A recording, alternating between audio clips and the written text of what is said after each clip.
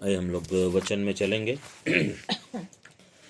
हम इसी भजन संहिता के वचन में इसे निकालेंगे, निर्गमन निकाल लेंगे। निर्गमन उसका 34 अध्याय और उसका 6 और 7 वचन। निर्गमन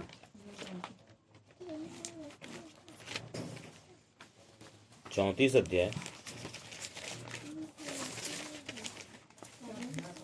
34 का 6 और 7 दोनों पढ़ेंगे। यहोवा उसके सामने होकर यूं प्रचार करता हुआ चला।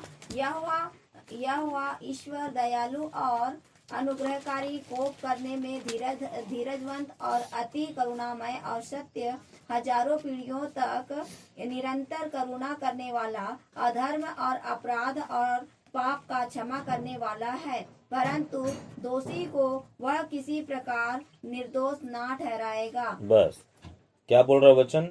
उस समय यहोवा उसके आगे आगे, किसके आगे आगे? मूसा के, है ना, मूसा के आगे आगे यह प्रचार करता हुआ चला कि यहोवा परमेश्वर दयालु है, अनुग्रहकारी है और कोप करने में धीमा है। तो है ना, कोप करने में धीमा है मतलब क्रोध करने में धीमा है।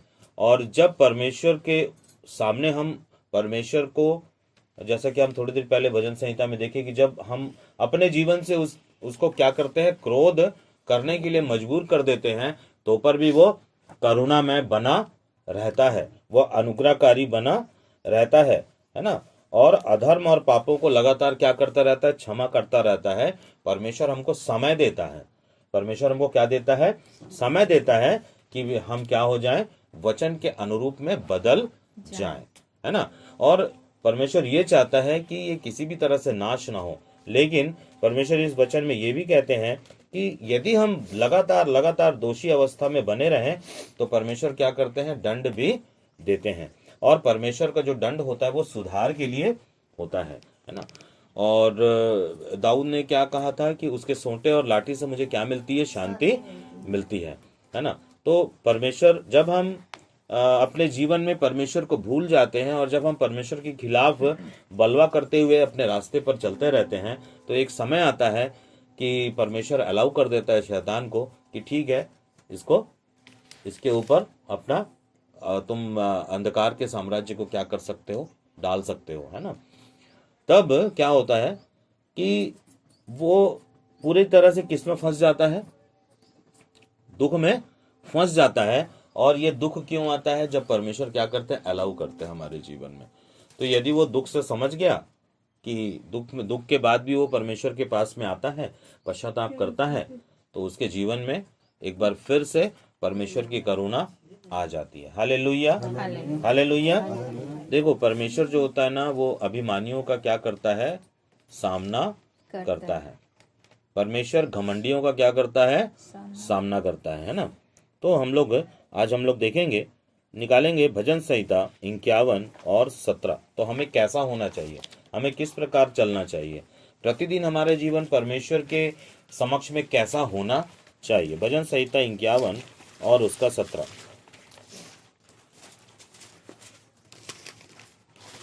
51 का 17। टूटा मन परमेश्वर के ना करो ना। टूटा मन परमेश्वर के योग्य बलिदान है। हे परमेश्वर, तू टूटे और पिसे हुए मन को तुच्छ नहीं जानता। हाँ, टूटा मन परमेश्वर के निमित्त क्या है? बलिदान है, पूर्ण बलिदान है। और परमेश्वर टूटे हुए और पिसे हुए मन को कभी भी तुच्छ नहीं जानते हैं। और टूटा और पिसा मन जब एक मनुष्य का होता है, एक विश्वासी का होता है, एक मसीह का होता है, तो परमेश्वर उसकी क्या लेते हैं? सुधि लेते हैं। परमेश्वर हमारा क्या लेने वाला परमेश्वर है?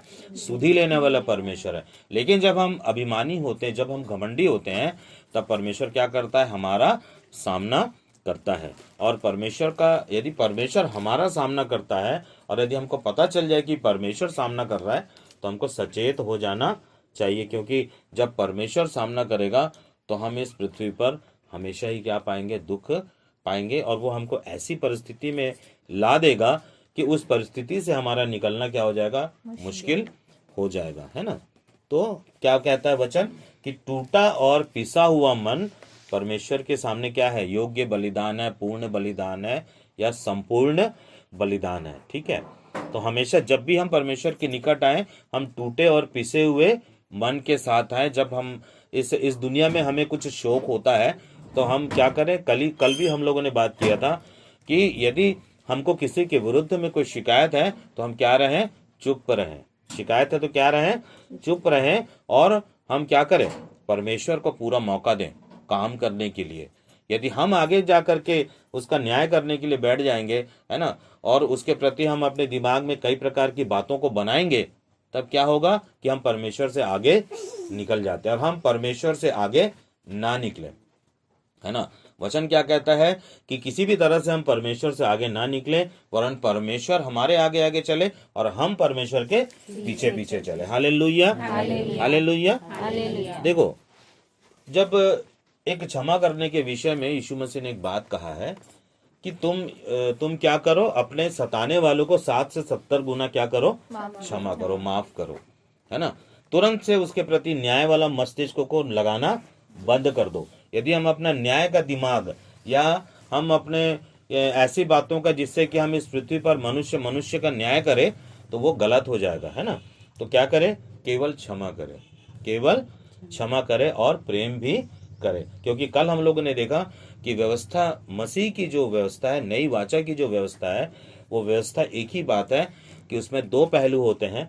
एक तो होता है प्रेम, दूसरा होता है क्षमा। यदि आप प्रेम करोगे तो परमेश्वर क्या करेगा, आपसे भी प्रेम करेगा, है ना। और यदि आप क्षमा करोगे तो जब हम क्षमा किसी को करते हैं तो परमेश्वर हमारी भी क्या करते हैं, क्षमा करते हैं।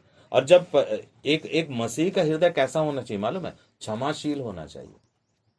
हमारा हृदय नम्र और दीन रहेगा ना, तभी हम क्या होंगे, क्षमाशील होंगे। यदि हम परमेश्वर के खोजी होंगे तभी हम क्या होंगे, क्षमाशीलता में पाए जाएंगे। शांत व्यक्तित्व वाला व्यक्ति जो है वो परमेश्वर के सामने खड़ा हो सकता है। जो व्यक्ति अपने हृदय में कई प्रकार की बातों को लेकर के जो कि परमेश्वर के वचन के विरोधी है, तो वो क्या ठहराया जाएगा, दोषी ठहराया जाएगा। लेकिन परमेश्वर का वचन ये कहता है कि क्षमा करो, है ना, क्या करो, क्षमा करो और अपने पड़ोसी से अपने समान क्या करो, प्रेम करो। Hallelujah, hallelujah. आएंगे, निकालेंगे हम लोग मत्ती का सुसमाचार, उसका 5 अध्याय और उसका 8 वचन।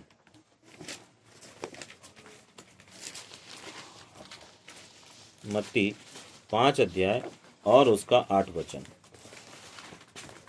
धन्य है वे जिनके मन शुद्ध है, क्योंकि वे परमेश्वर को देखेंगे। धन्य है वे जिनके मन क्या है, शुद्ध है। शुद्ध मतलब किसी प्रकार की अशुद्धि मन में नहीं है, किसी प्रकार की बुराई मन में नहीं है, किसी प्रकार का खोट मन में नहीं है, किसी प्रकार की जलन मन में नहीं है, अविश्वास की भावना नहीं है। जब ये सारी बातें हमारे हृदय में रहेंगी तो हमारा मन क्या रहेगा, शुद्ध रहेगा। लेकिन परमेश्वर के पवित्र प्रेम को यदि हम लोग थाम करके चलेंगे और उसको अपना उद्धार करता करके हम लोग समझ के चलेंगे, तो हमारा मन क्या होगा, शुद्ध होगा और क्या होगा, पवित्र होगा। वचन को आप अपने जीवन में स्थान देंगे तो हमारा मन क्या हो जाएगा, शुद्ध हो जाएगा, हमारा हृदय क्या हो जाएगा, पवित्र हो जाएगा, है ना। और चूंकि हम क्षमाशीलता में पाए जाएंगे, क्योंकि हम नम्रता और दीनता में पाए जाएंगे, तो ऐसे व्यक्ति से परमेश्वर क्या होते हैं, प्रसन्न होते हैं और परमेश्वर उनके जीवन में महान आशीष को देते हैं और उनको धीरे धीरे क्या करते हैं, बढ़ाते चले जाते हैं, है ना। और इसी में हम लोग निकालेंगे 5 अध्याय उसका 13 वचन। तुम पृथ्वी के नमक हो, परंतु यदि नमक का स्वाद बिगड़ जाए तो यह फिर किस वस्तु से नमकीन किया जाएगा। हाँ, परमेश्वर का वचन क्या कहता है कि तुम पृथ्वी के क्या हो, नमक हो, सॉल्ट हो, है ना। यदि मान लो कि आप किसी दिन सब्जी में नमक ना डालें, तो जैसे ही कोई सब्जी को मुंह में लेगा, बोलेगा अरे इसमें तो स्वाद ही नहीं है। तुम अपने जीवन से स्वाद चाहते हो, हम अपने जीवन से स्वाद चाहते हैं, है ना। लेकिन कभी ये नहीं सोचते कि सामने वाला मनुष्य हमारे जीवन के स्वाद को क्या कर ले, चखे। हमने परमेश्वर के स्वाद को चखा हुआ है।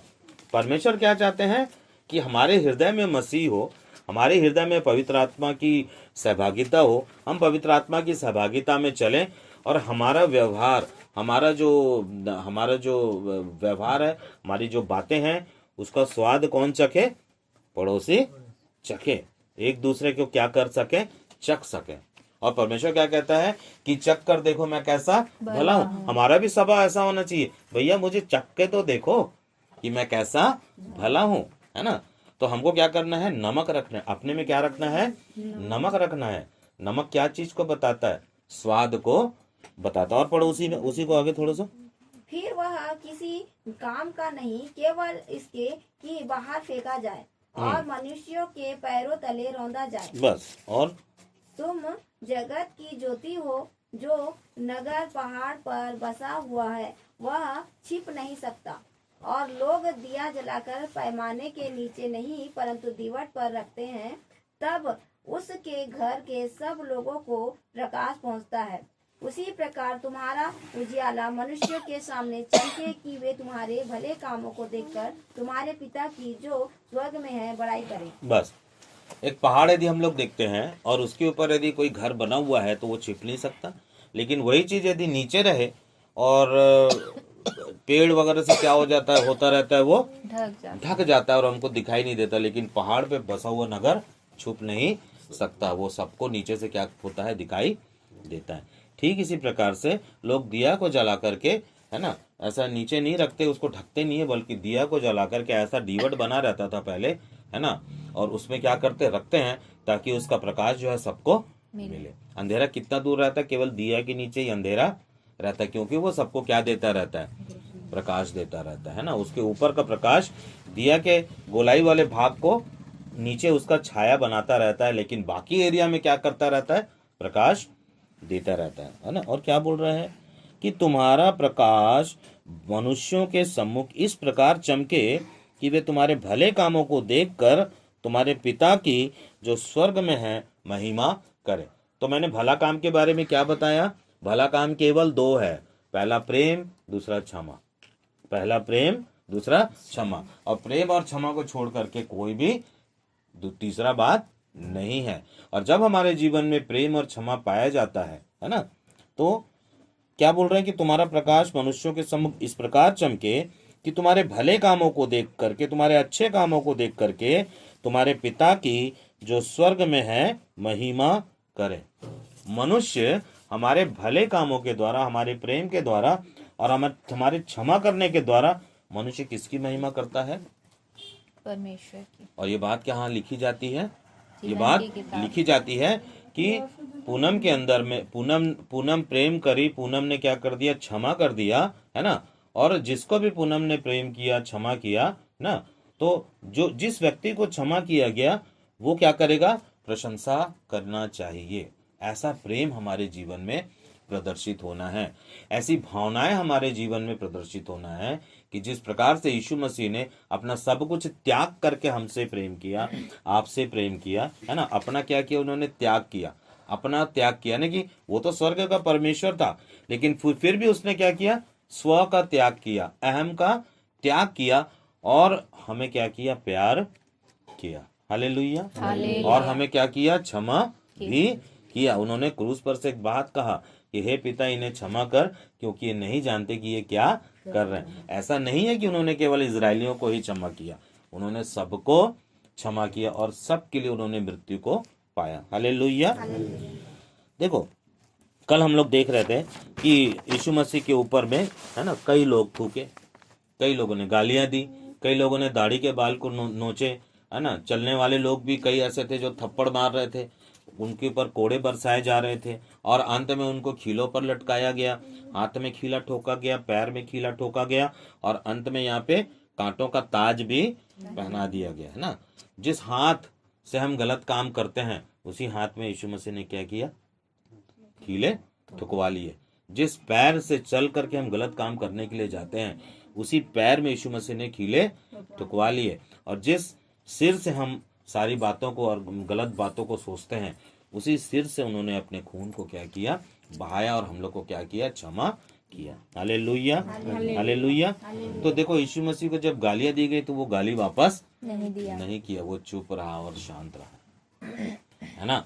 तो एक मसीह के लिए क्या जरूरी है कि एक मसीह के जीवन में यदि कोई सताव आता है, एक मसीह के जीवन में यदि कोई कुछ बातों को बोलता है और गालियों की बात को बोलता है, बहुत सारी बातों को बोलता है, तो हमको क्या रहना है, शांत रहना, आपको रिएक्शन नहीं करना। आप जितना शांत रहोगे और उससे प्रेम करके, उससे प्रेम करोगे ना, तभी क्षमा करोगे। और उसको क्षमा करते जाओ, क्षमा करते जाओ, क्षमा करते जाओ। क्योंकि यीशु मसीह ने क्या कहा, 7 से 70 गुना बार, है ना, हमको क्या करना है, क्षमा। और ये यीशु मसीह की क्या आज्ञा है ना। और जो आज्ञा पालन करते हैं वही परमेश्वर को प्रसन्न कर सकते हैं, है ना। आदम ने आज्ञा का पालन नहीं किया, आदम अदन से निकाल दिया गया। और आज तो हमारे सामने सारा कुछ रखा हुआ है, परमेश्वर का वचन रखा हुआ है, पवित्र आत्मा हमारे साथ है। तो हमारे साथ तो बहुत कुछ है कि हम क्या करें, परमेश्वर को क्या करें, प्रसन्न करें, है ना। तो परमेश्वर के हाथ में हमको क्या है, नहीं पड़ना है। निकालेंगे इब्रानियों उसका 10 अध्याय और उसका 21 वचन।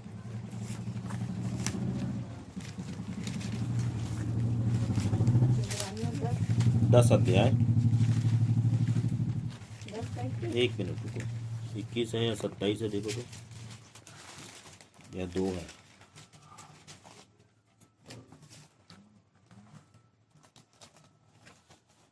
दस का 21 क्या लिखा हुआ है?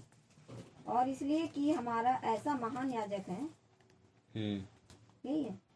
नहीं, 1 मिनट रुको।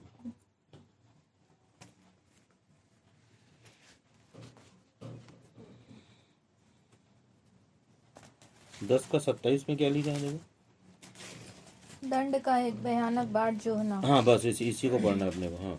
हाँ, दंड का एक भयानक बाढ़ जो होना और आग का ज्वलन बाकी है जो विरोधियों को भस्म कर देगा। 26 को भी पढ़ा। क्योंकि सच्चाई की पहचान प्राप्त करने के बाद यदि हम जानबूझकर पाप करते रहें तो पापों के लिए फिर कोई बलिदान बाकी नहीं, परंतु हाँ, दंड का एक भयानक बाढ़ जो होना और आग का ज्वलन बाकी है जो विरोधियों को भस्म कर देगा। ठीक है।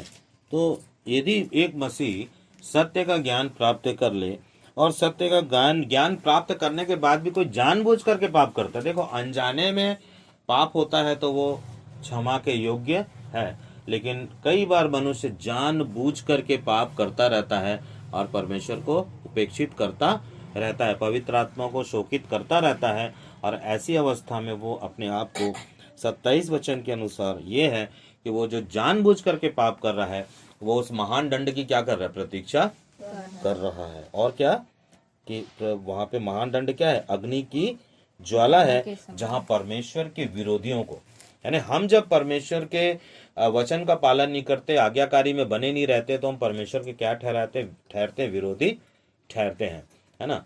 ये जैसे मान लो कि मैं कहीं काम करने के लिए जा रहा हूँ, मेरा एक मालिक है और वो मेरे को बोलता है कि ये काम कर दो और इतने समय तक ये काम हो जाना चाहिए।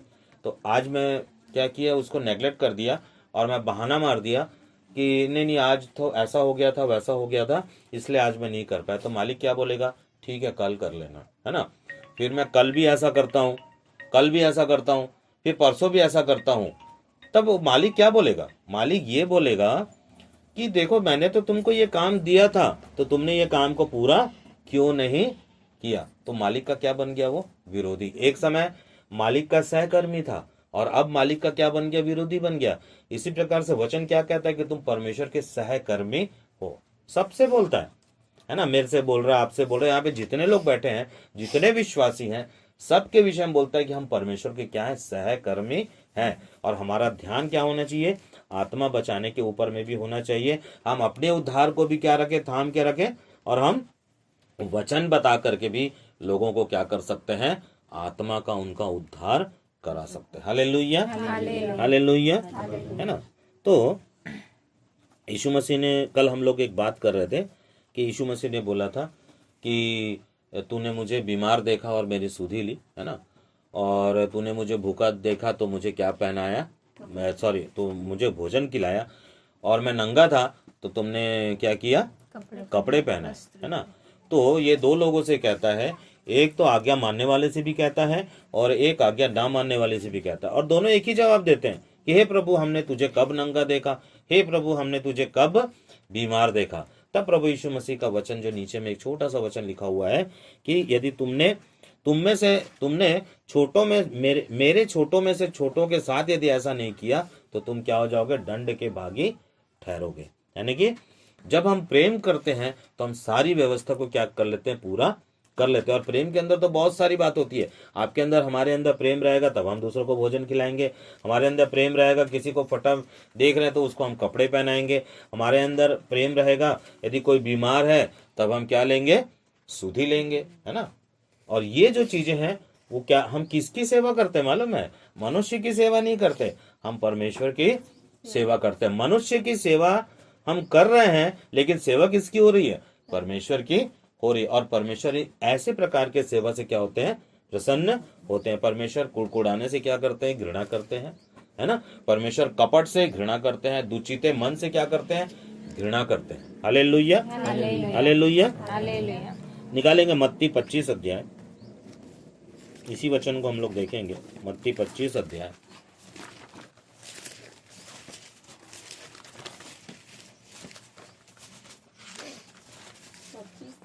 25 का 35 और 36।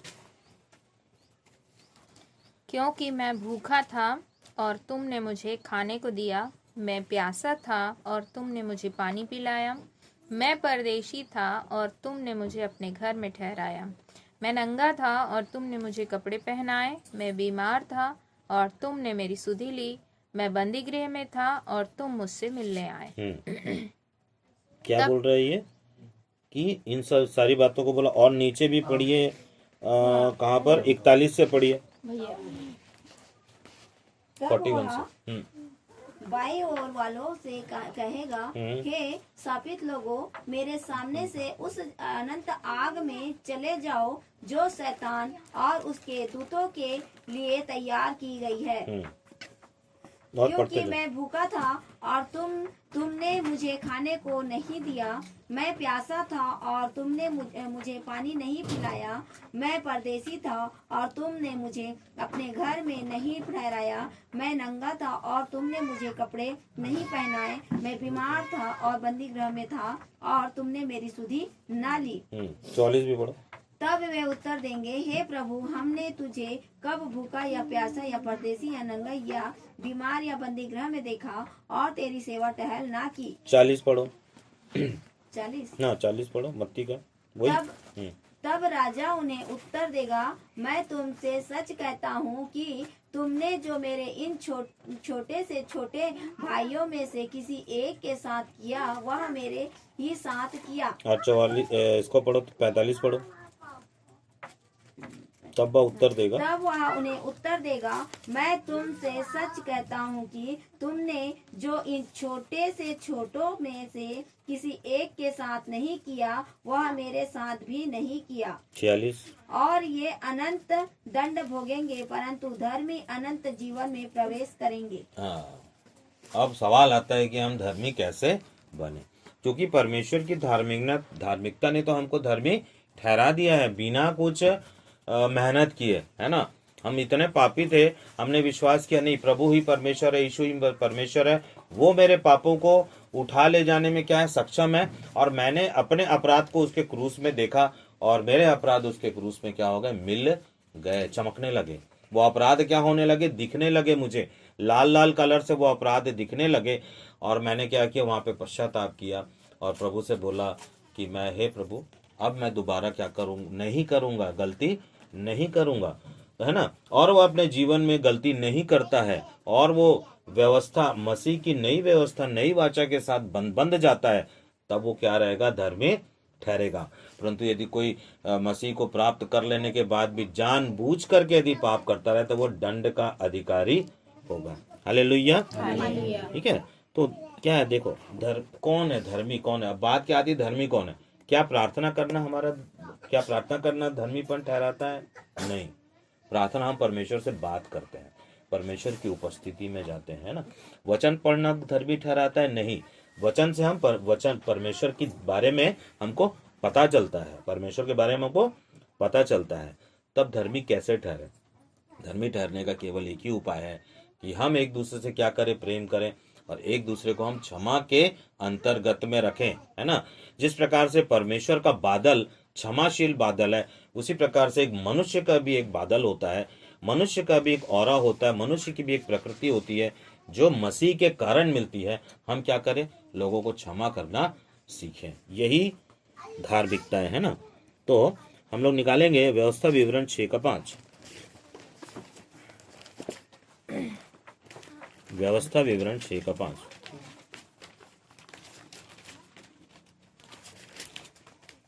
नई वाचक के मसीह की वाचक के बारे में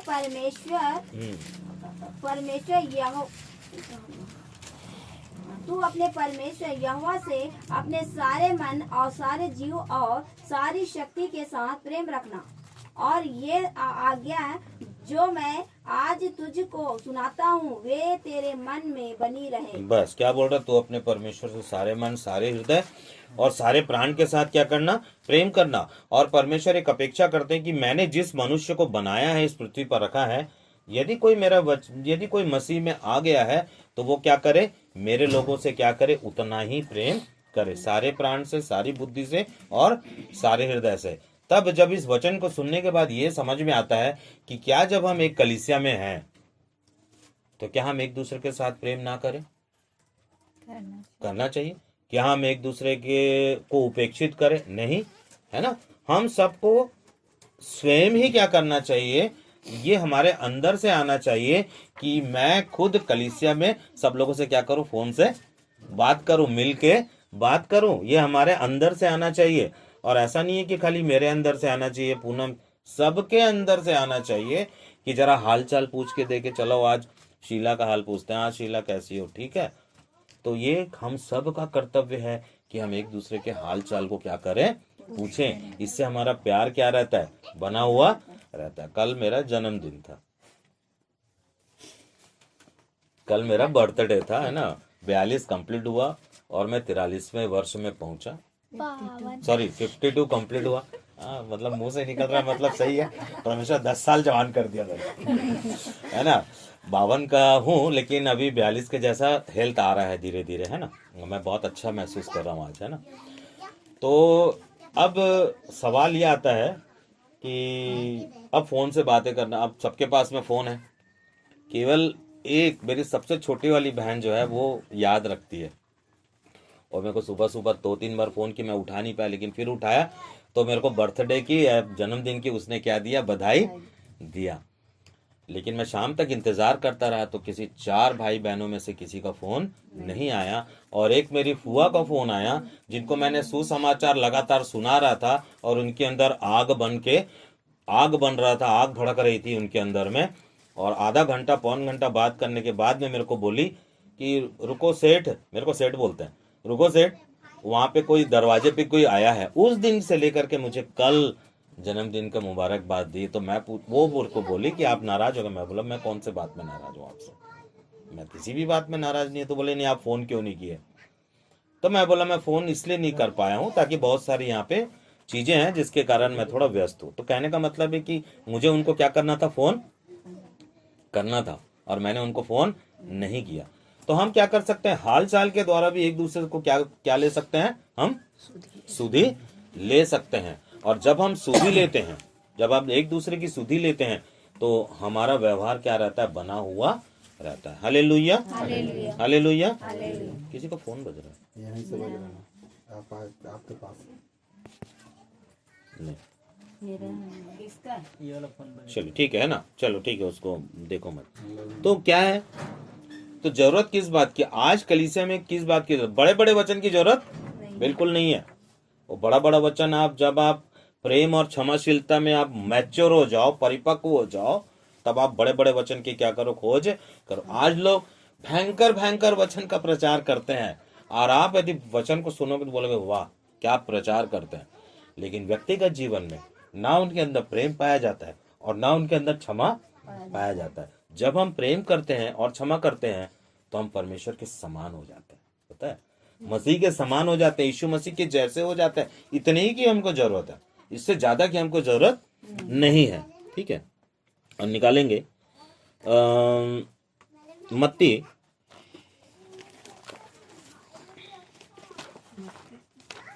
17 अध्याय और उसका 32 वचन।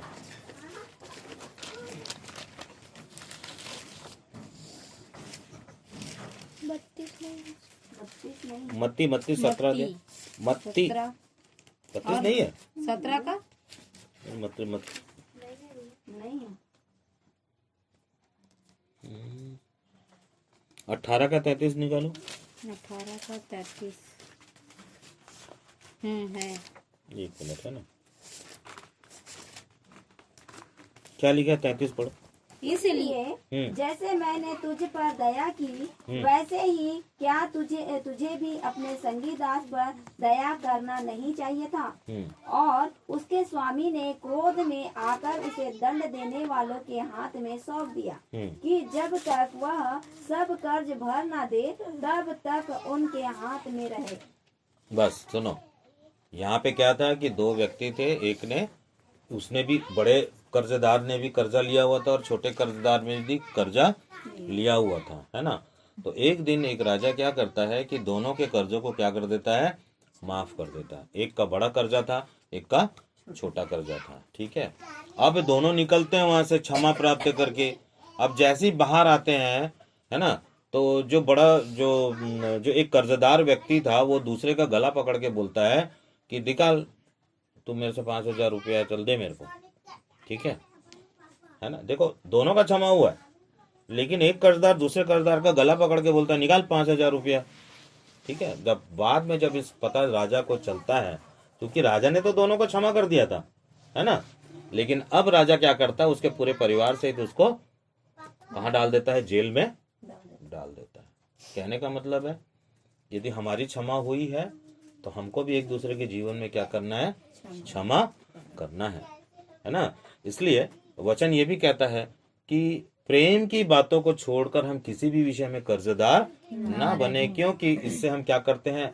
यदि हम प्रेम की बातों को छोड़ करके हम यदि मान लो आपस में किसी वस्तु का हम कर्जदार बन जाते हैं तो हम क्या कर सकते हैं? एक राय बना सकते हैं। अरे मैं तो उसको 10,000 रुपया दिया लेकिन वो मेरे को नहीं दे रहा, ये राय बन गया।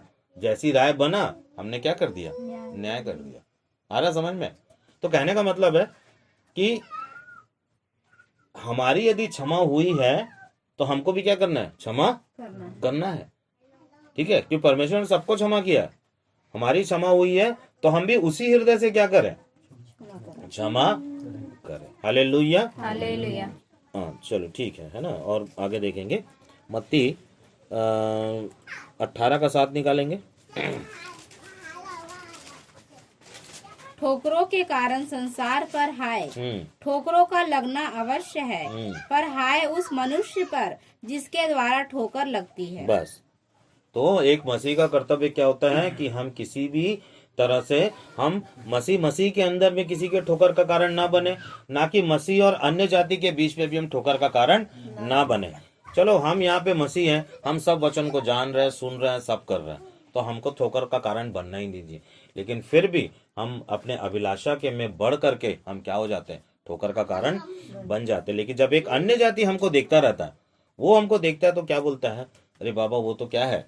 मसीह है, मतलब उसके अंदर कुछ तो खास है। लेकिन जब हमारा स्वभाव उसको पता चलता है तब वो क्या खा जाता है? ठोकर। अरे यार ये मसीह होने पर भी तो वैसी है, तो हम ऐसी ठीक है, हो गया खत्म। तो यीशु मसीह क्या बोलते हैं कि ऐसे लोगों के गले में यदि चक्की का पाट बांधकर उसको समुद्र में डाल दिया जाता, नदी में डाल दिया जाता, तो उसके लिए क्या होता? अच्छा होता। मतलब कितने बड़े दंड की बात प्रभु यीशु मसीह करता है। तो हम क्या करें?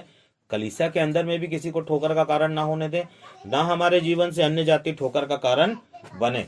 अरे बाबा जाएगा तो जाएगा, कितना 10,000 जाएगा ना, जीवन तो नहीं चला जाएगा ना, अनंत जीवन तो नहीं चूक जाएगा ना। तो हमको क्या करना है? किस पर ध्यान देना है? हमको हमारी क्षमा पर ध्यान देना है, इसलिए हमको क्षमा करना है। हमको किस पर ध्यान देना है? प्रेम पर ध्यान देना है, इसलिए हमको क्या करना है? प्रेम करना है। क्योंकि हम तो यहाँ पे 50, 60, 70 में चले जाएंगे, ठीक है, लेकिन 1000 साल का राज्य परमेश्वर के साथ बिताना, वहां तो सब कुछ है, वहां तो उत्तम उत्तम फल है, वहां तो सोने की सड़कें हैं, वहां पे जीवन के वृक्ष में से हम क्या करने पाएंगे? खाने पाएंगे। सोने की सड़क। हम यहाँ पे सोना को कान नाक में पहनने के लिए सोचते रहते हैं, हम सोने के ऊपर वहां पे चलेंगे। तो कितनी बड़ी बात हमारे जीवन में परमेश्वर ने रखा है ना। और जहां पे सूर्य का प्रकाश नहीं होगा, स्वयं परमेश्वर वहां पे आलोकित होता हुआ, कितना बड़ा हमारे पास में एक आशा है ना। तो हम पृथ्वी पर छोटी छोटी बातों पर हम क्या करें, मन नहीं लगाएं, वरन हम क्या करें, हम एक दूसरे के साथ प्रेम करें और एक दूसरे के साथ हम क्या करें, हम एक दूसरे को क्या करें, क्षमा करें। चलो 18 का 11 भी पढ़ो, मत्ती 18 का 11।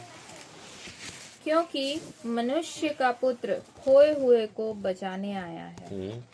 तुम क्या सोचते हो, यदि किसी मनुष्य की 100 भेड़ें हों और उनमें से एक भटक जाए, तो क्या वह 99 को छोड़कर और पहाड़ों पर जाकर उस भटकी हुई को न ढूंढेगा? और यदि ऐसा हो कि उसे पाए, तो मैं तुमसे सच कहता हूँ कि वह उन 99 भेड़ों के लिए जो भटकी नहीं थी इतना आनंद नहीं करेगा जितना कि इस भेड़ के लिए करेगा। बहुत बड़ी बात बोले यीशु मसीह ने। यीशु मसीह क्या बोले, यदि किसी के पास 100 भेड़े हो, ठीक है, उसमें से एक खो जाए, उसको तुच्छ नहीं जानना। अब आ रहा समझ में वचन कर कि आपके पास 100 भेड़े हों और आपकी एक भेड़ खो जाए, 99 सुरक्षित हैं, तो अब आप उस एक भेड़ को तुच्छ ना जानो, वरन 99 को एक जगह पे छोड़ के, क्योंकि वो तो आपस में मिली हुई है ना, तो आप उसको छोड़ो, क्योंकि वो अपना, परमेश्वर ने उनको वचन दिया हुआ है, वो क्या कर लेंगे, एक दूसरे को क्या करेंगे, सहायता कर लेंगे। लेकिन जो एक जो फंस गया है संसार में, आप उसको जा करके निकालो, ठीक है। इब्राहिम जब अपने बेटे को बलिदान चढ़ाने के लिए ले जा रहा था, है ना, तो उसने इसहाक के लिए उपाय किया, और जैसे ही इब्राहिम अपने कटार को ऊपर उठाया, वैसे ही स्वर्ग से आवाज आई, रुक, अपने हाथ को रोक, है ना, क्योंकि तूने क्या किया है, उस आज्ञा का पालन किया है। अपने बाईं तरफ देख, दाईं तरफ देख, ऐसा लिखा हुआ है, तो वहां पे क्या मिलेगा आपको, एक मेमना, जो अपने सींगों से झाड़ी में क्या हुआ था, फंसा हुआ था। सोच लो कितनी बड़ी बात है ना। तब वो जाता है और हाथ से क्या करता है, उस मेमने को झाड़ी हटा करके छोड़ा। इसी प्रकार से हम भी संसार के झाड़ झंकाड़ में क्या हो गए थे, फंस गए थे, गुनाह और पाप में फंस गए थे, और परमेश्वर ने अपने हाथ को बढ़ा करके हम जैसे मेमने को उन्होंने क्या किया, वहां से निकाला। Hallelujah, hallelujah. हाँ, तो कहने का मतलब है कि यदि एक खो जाए तो हम उसको छोड़ना नहीं है, वरन हमको क्या करना, उसकी सुधि लेना है। निकालेंगे 2 कुरिन्थियों 12 अध्याय और उसका 9 से 10 वचन।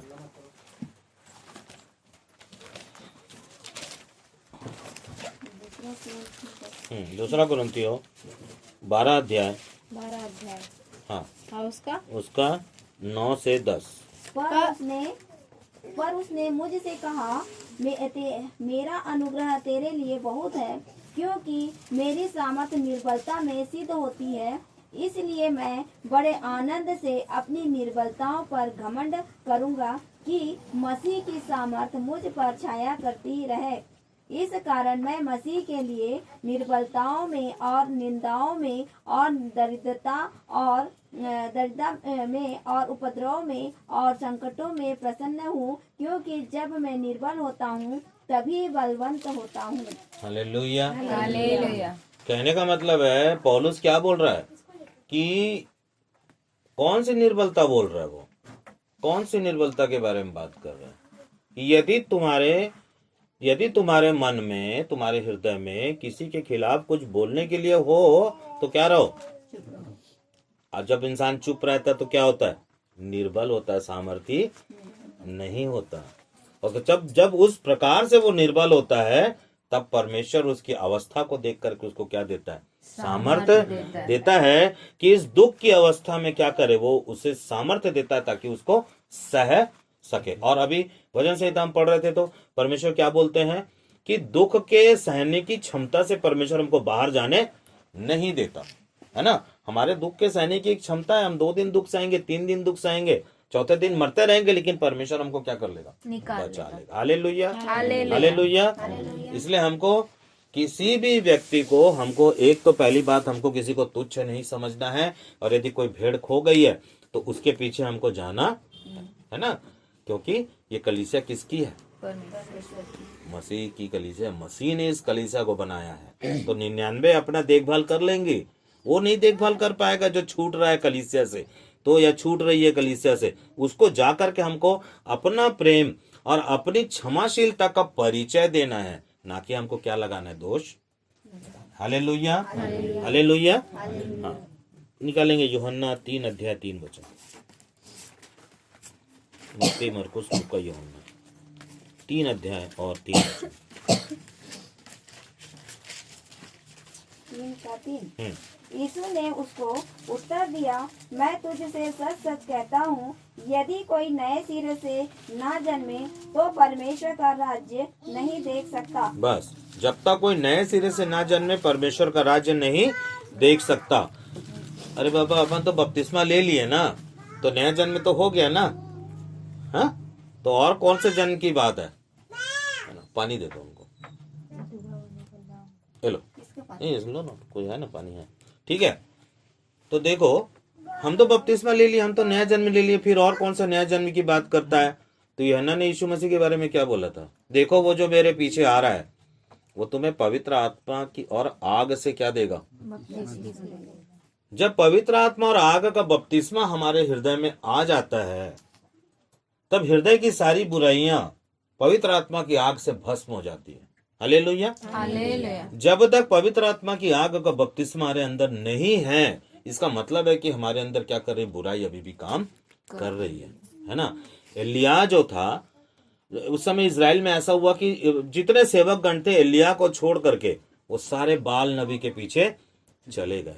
अब एलिया उनको चैलेंज दिया, पर्वत के पास आना, जिसका बलिदान में आग गिरेगा उसी के परमेश्वर को हम क्या करेंगे? मानेंगे, ठीक है। और वहां पे क्या था? मिट्टी था, धूल, मतलब लकड़ी भी था, है ना, और उसके ऊपर मांस भी रखा हुआ था, और जो लकड़ी के नीचे क्या था? पत्थर था, और जब वो वेदी के चारों तरफ गड्ढा किया जाता था उसमें ढेरों पानी भर दिया जाता था, और सब कुछ था, धूल भी था। आ रहा समझ में? इसके विषय में मैं कभी बताऊंगा। तो वहां पे क्या था? पत्थर भी था, और क्या था? सब चीज था, लकड़ी भी था, और वेदी की में मेमना कटा हुआ भी था, है ना, सब चीज था, पानी भी था। और बाल नबी के लोग थे, वो शाम तक क्या करते रहे? पीटते रहे अपने आप को, छाती पीटते रहे, और यहाँ तक कि उन्होंने अपने आप को लहू लुहान कर दिया, लेकिन आग नहीं बरसी। लेकिन जब एलिया ने प्रार्थना की तो वहां से आग बरसा, और लिखा हुआ है कि पानी, धूल और सबको क्या कर दिया? एक ही सेकंड में क्या कर दिया? भस्म कर दिया। आ रहा है समझ में? अब्राहम को परमेश्वर ने जलती हुई झाड़ी में आग का दर्शन क्या था मालूम? वो पवित्र आत्मा को दर्शाता है कि मतलब लकड़ी तो है, लेकिन लकड़ी जल नहीं रही है, जीवन तो है हमारे पास में, हमारे जीवन नष्ट नहीं होगा। लेकिन पवित्र आत्मा की आग जब हमारे अंदर आती है तो सारे जो नकारात्मक प्रभाव, अंधकार की जो बातें हैं, हमारे धूल के समान, धूल क्या होता है? गतिशील होता है। आप कमरा बंद कर दो तो भी धूल आ जाएगा। तो धूल का व्यवहार क्या हो जाता है? गतिशील होता है ना, बहुत ही क्या होता है उसको, क्या बोलेंगे उसको? चंचल होता है।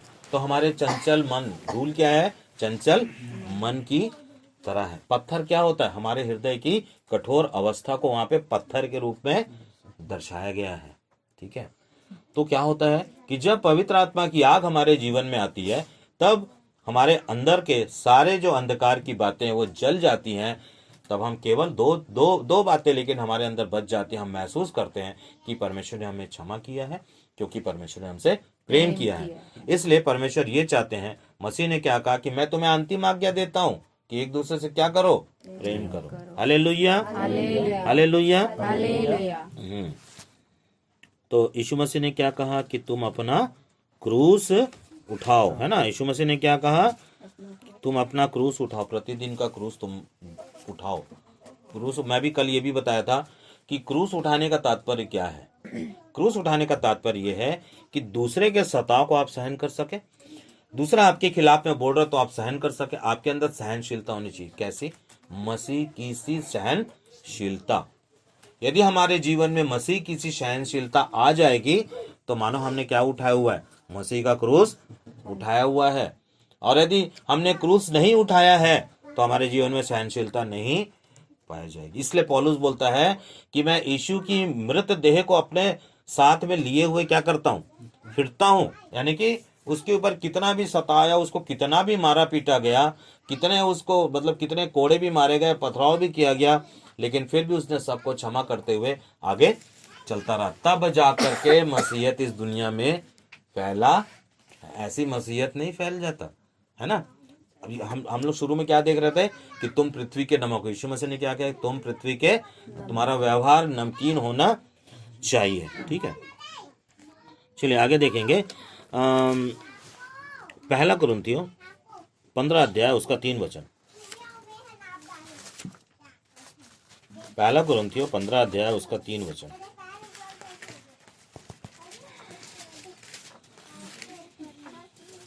पहला कुरिन्थियों 15 अध्याय। इसी कारण मैंने सबसे पहले तुम्हें वही बात पहुंचा दी जो मुझे पहुंची थी कि पवित्र शास्त्र। एक मिनट 15 अध्याय उसका 37 वचन।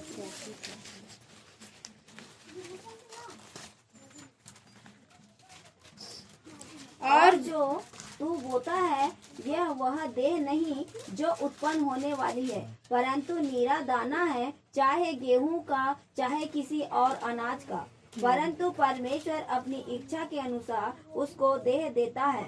और हर एक बीज को उसकी विशेष देह। सब शरीर एक समान नहीं, मनुष्य का शरीर और है, पशुओं का पढ़ो ना। पशुओं का शरीर और है, पक्षियों का शरीर और है, मछलियों का शरीर और है, स्वर्गीय देह है और पार्थिव देह भी है। बस, स्वर्गीय देह भी है और पार्थिव देह भी है। तो पार्थिव देह जो देह दिख रहा है इसको हम क्या कहते हैं, पार्थिव देह कहते हैं। न्यूज में बताते हैं फलाना कोई नेता मर जाता है, उनके पार्थिव शरीर को उनके गांव लाया गया, है ना। लेकिन स्वर्गीय शरीर के बारे में कोई भी बात नहीं करता, क्योंकि कोई जानता ही नहीं है। स्वर्गीय शरीर के बारे में केवल मसीह लोग जानते हैं, है ना। पार्थिव शरीर गड्ढे में जाएगा, लेकिन स्वर्गीय शरीर ऊपर उठाया जाएगा। दोनों बातों में, चाहे आप धर्मी हो चाहे अधर्मी हो, है ना। धर्मी हो गए प्रथम पुनरुत्थान में उठा लिए जाओगे, धर्मी नहीं होगे दूसरी पुनरुत्थान में उठाए जाओगे न्याय के लिए, दोनों उठाया जाएगा, ठीक है। चलिए और हम लोग देखेंगे एक वचन गलातियों उसका 5 अध्याय और उसका 13 वचन। गलातियों उसका 5 अध्याय उसका 13 वचन।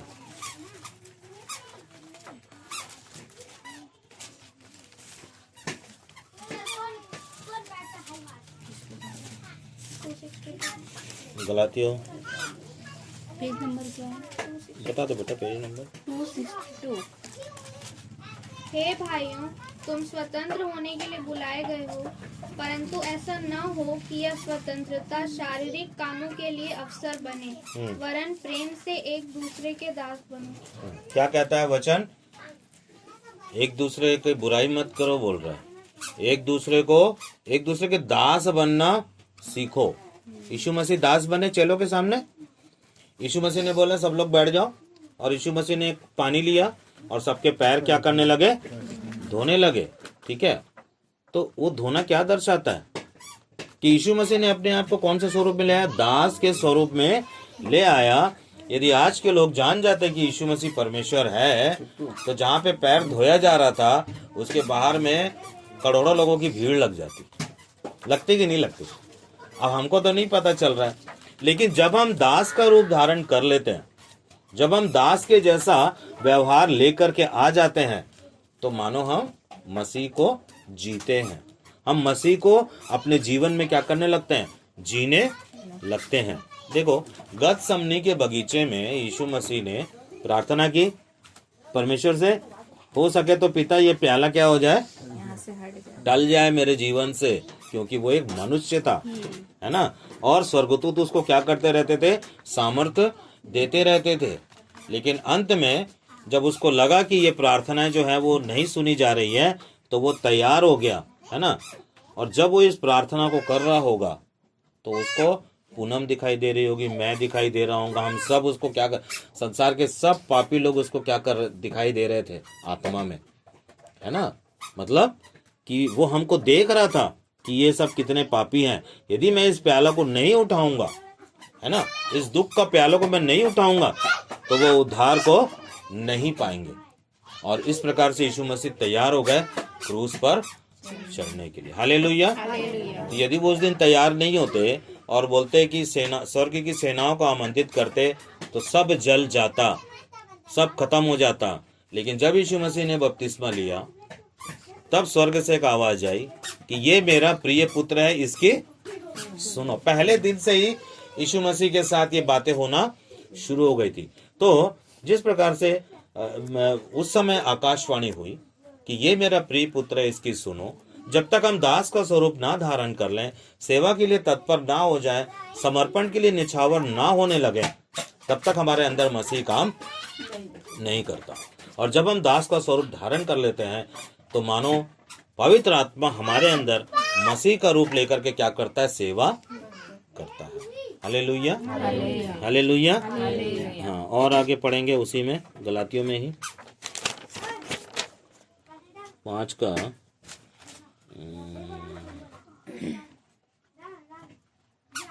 22। पर आत्मा का फल प्रेम, आनंद, शांति, धीरज, कृपा, भलाई, विश्वास, नम्रता और संयम है। ऐसे ऐसे कामों के विरोध में कोई भी व्यवस्था नहीं। बस देखो, व्यवस्था क्या करती है? दंड दिलाती है। व्यवस्था क्या करती है? आप 650 नियम को पूरा नहीं कर सकते, है ना। और जो लोग आज बोलते हैं दुनिया में नहीं व्यवस्था का पालन करना चाहिए, व्यवस्था का पालन करना चाहिए, तो उनको खतना भी करा लेना चाहिए, करना चाहिए ना। उनको लकड़ी लगा करके एक 1200-5000 का मेमना को भस्म भी करना चाहिए। स्वर्ग से आग भी गिरना चाहिए। स्वर्ग से तो आग गिर गई है ना, पवित्र आत्मा के रूप में आग क्या हो गई है? गिर गई है। अब दोबारा कोई भी आग गिरने वाली नहीं है। पवित्र आत्मा बार बार ऊपर नीचे नहीं करता। पवित्र आत्मा यही है, यही रहेगा। और कब तक रहेगा?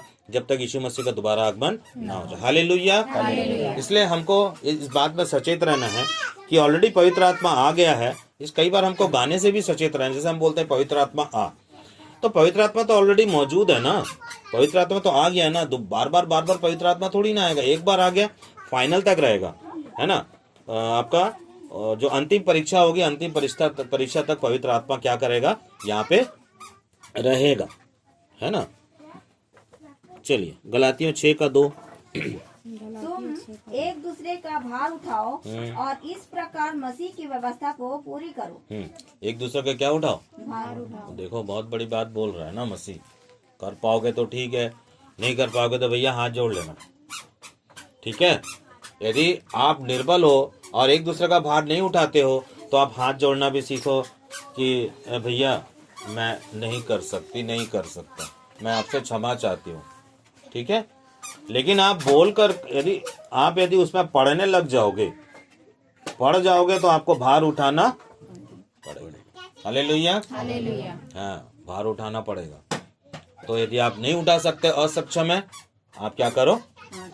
हाथ जोड़ के क्षमा मांगो कि भैया मैं ऐसा नहीं कर सकता हूँ, ठीक है। और पढ़ो उसी में आगे।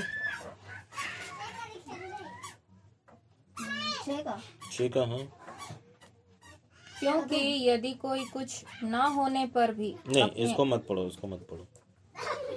6 का क्या पढ़े थे अपन? 2 पढ़े थे ना, ठीक है।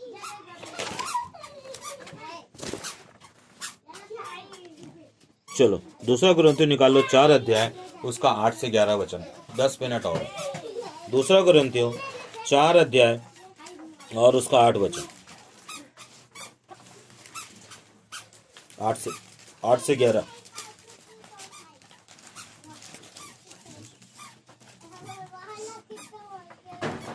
हम चारों ओर से क्लेश तो भोगते हैं पर संकट में नहीं पड़ते, निरुपराय तो है पर निराश नहीं होते, सताए तो जाते हैं पर त्यागे नहीं जाते, गिराए तो जाते हैं पर नष्ट नहीं होते।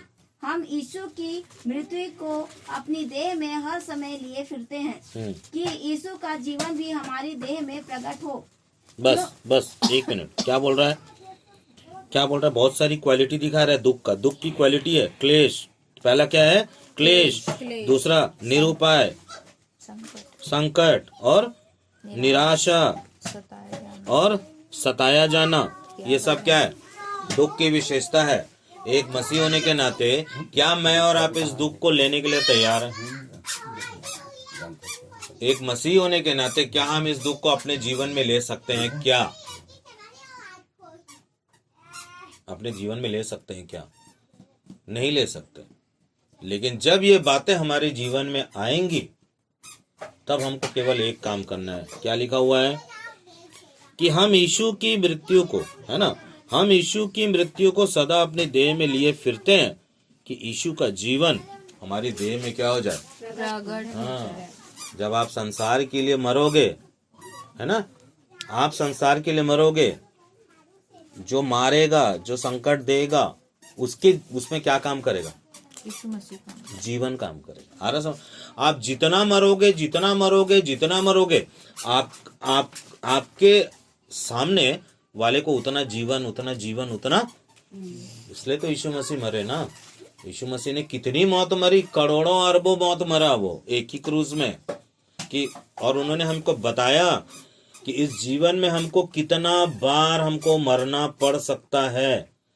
और जब हम सामाजिक तौर पे, पारिवारिक तौर पे कई बार, हम हजारों बार जब हम मरते हैं, तो जिसके लिए हम मरते हैं उनके जीवन में जीवन काम करता है। हालेलुया।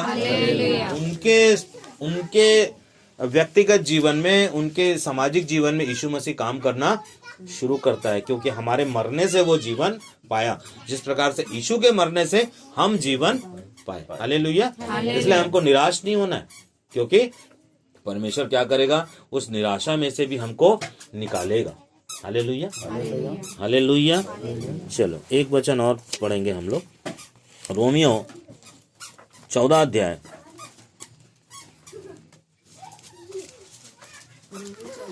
19। इसलिए हम उन बातों में लगे रहें जिनसे मेल मिलाप और एक दूसरे का सुधार हो। बस, क्या हम उन बातों में संलग्न रहें जिससे मेल मिलाप बने रहे और एक दूसरे के जीवन में सुधार होता, क्योंकि यही काउंट किया जाएगा, यही गिनती गिनी जाएगी। ठीक है, हमको रख दिया है ना, तो अब यहाँ से हमारी एक एक चाल चलन का हिसाब किताब हो रहा है, एक एक चीज का हिसाब किताब हो रहा है। तो हम क्या करें, यीशु की मृत्यु को मरने की कोशिश करें, ताकि उसके जीवन में, सामने वाले के जीवन में जीवन आए। ठीक है, और पढ़िए 12 का 1। हाँ, वही रोमियो का 12 का 1। इसलिए हे भाइयों, मैं तुमसे परमेश्वर की दया स्मरण दिलाकर विनती करता हूँ कि अपने शरीरों को जीवित और पवित्र और परमेश्वर को भावता हुआ बलिदान करके चढ़ाओ। अपने जीवन को क्या कर दो, समर्पित कर दो। किसके लिए, मसीह के लिए, परमेश्वर के लिए, है ना।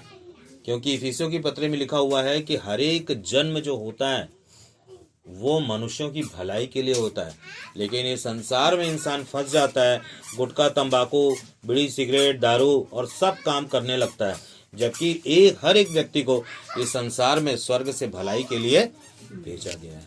और भला काम क्या है, प्रेम करना और क्षमा करना। ठीक है, और 9 भी पढ़ो,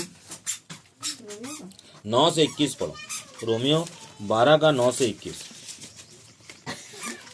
प्रेम निष्कपट हो, बुराई से घृणा करो, भलाई में लगे रहो, भाईचारे के प्रेम से एक दूसरे से स्नेह रखो, परस्पर आदर करने में एक दूसरे से बढ़ चलो, प्रयत्न करने में आलसी ना हो, आत्मिक उम्माद में भरे रहो, प्रभु की सेवा करते रहो, आशा में आनंदित रहो, क्लेश में स्थिर रहो, प्रार्थना में नित्य लगे रहो, पवित्र लोगों को जो कुछ आवश्यक हो उसमें उनकी सहायता करो, पहुनाई करने में लगे रहो, अपने सताने वालों को आशीष दो, श्राप ना दो, आनंद करने वालों के साथ आनंद करो और रोने वालों के साथ रो।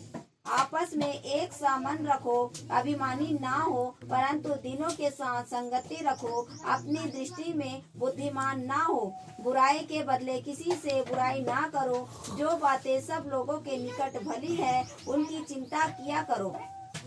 जहाँ तक हो सके तुम भरसक सब मनुष्यों के साथ मेल मिलाप रखो। हे प्रियो, बदला ना लेना, परंतु परमेश्वर के क्रोध को अवसर दो, क्योंकि लिखा है, बदला लेना मेरा काम है, प्रभु कहता है, मैं ही बदला दूंगा। और सीधा 21 को पढ़ो। बुराई से ना हारो, परंतु भलाई से बुराई को जीत लो। बस, क्या ऐसा हम कर सकते हैं? ये चीजें, इस चीज को क्या करना चाहिए, एक पेपर में लिख करके टांग दो और रोज क्या करो, देखो उसको। क्योंकि जब वचन आप देखोगे, वचन आपके अंदर आएगा। पढ़ोगे तो वचन आपके अंदर आएगा। पढ़ोगे तो क्या करोगे, सुनोगे। और विश्वास सुनने से, और सुनना मसीह के वचन के द्वारा होता है। तो हम मसीह पर तो विश्वास करते हैं, उसके वचन पर भी उतना ही विश्वास करें, क्योंकि आदि में वचन था और वचन परमेश्वर के साथ था, और यही वचन देहधारी हुआ जो मनुष्यों के साथ क्या किया, वास किया। Hallelujah, hallelujah, hallelujah. हालेलुया। अंतिम वचन पढ़ेंगे रोमियो 13:11। समय की पहचान कर ऐसा ही करो, इसलिए कि अब तुम्हारे लिए नींद से जाग उठने की घड़ी आ पहुंची है। क्योंकि जिस समय हमने विश्वास किया था, उस समय के विचार से अब हमारा उद्धार निकट है। बस क्या बोल रहा है, नींद से जाग उठने की घड़ी आ गई है। क्योंकि जिस समय हमने विश्वास किया था, हो सकता है विश्वास हमने 10 साल पहले किया था, लेकिन 10 साल के बाद आपका उद्धार का समय निकट आ रहा है। हो सकता है विश्वास हमने 20 साल पहले किया था, लेकिन उद्धार का समय क्या है, निकट है। प्रथम जो बातें हैं वो विश्वास है, उद्धार अंतिम अवस्था है ना, और अनंत जीवन सबसे अंतिम व्यवस्था है। जब आप उद्धार को थामे हुए रहोगे, एक दूसरे का भार उठाओगे, एक दूसरे से प्रेम करोगे, एक दूसरे को क्षमा करना सीख जाएंगे, और सब चीजें जो बहुत सारी बातें यहाँ पे लिखी हुई हैं, उन बातों में हम क्या करें, आनंद के साथ हम करें। Hallelujah, hallelujah. यदि हम किसी को सहायता करें, आनंद के साथ करें। किसी की पहुनाई करें, आनंद के साथ करें, है ना। और किसी भी ऐसी बातें हो तो हम अपने मसीह लोगों का साथ कभी भी ना छोड़े। संकट में हम किसी का साथ ना छोड़े या पहचानने से इनकार ना कर दे। क्योंकि मेरे जीवन में भी हुआ है। मेरी मम्मी खत्म हो गई थी, मेरे साथ एक पास्टर थे और एक पास्टर थे। मेरे घर मतलब दूर से ही खड़े हुए और चले गए, जबकि उनको अंतिम संस्कार तक जाना चाहिए। और उसके बाद फिर एक पूरा गैप बन गया, है ना। यीशु मसीह क्या कहते हैं, यदि कोई दुखी है, यदि कोई रो रहा है तो आप उसके साथ रो।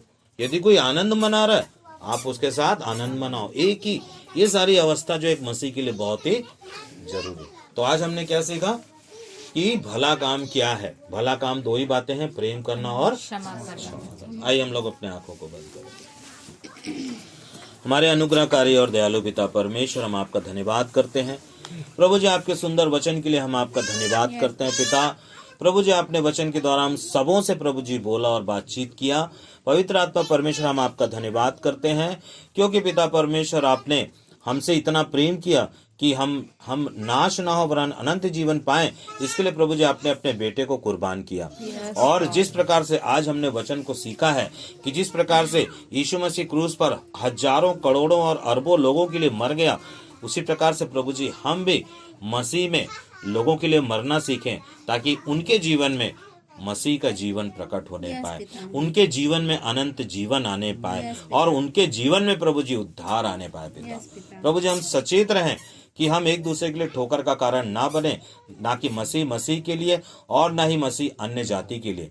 प्रभु जी, हमें सामर्थ्य दीजिए पिता, ताकि प्रभु जी आपकी सामर्थ्य हमारे हृदय में आए और हम उस सहनशीलता को धारण करें, जिस सहनशीलता को धारण करके प्रभु यीशु मसीह ने क्रूस की मृत्यु को भी सह लिया, ताकि हम नाश न हो वरन अनंत जीवन पाए।